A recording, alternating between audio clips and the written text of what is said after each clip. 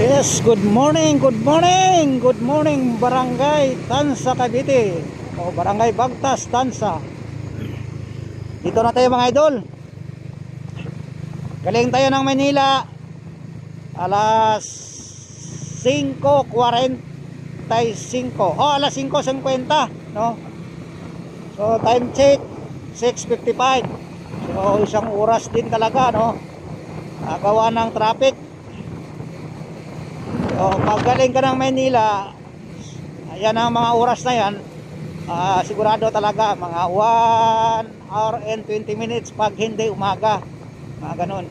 So pag galing ka naman dito no, dito sa Barangay Bagtas Tansa no, ano lang, pag madaling araw mga idol, nasa 45 minutes to 50 minutes lang.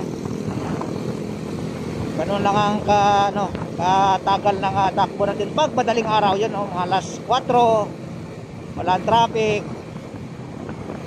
kaya medyo maganda yung takbo. O pag galing ka ng Manila man, lalo na sa gabi no, mga alas 6, sigurado talaga yan, traffic man dyan. So bibili tayo ng pandesal mga idol. So may pandesal dito ni Malunggay Hotpan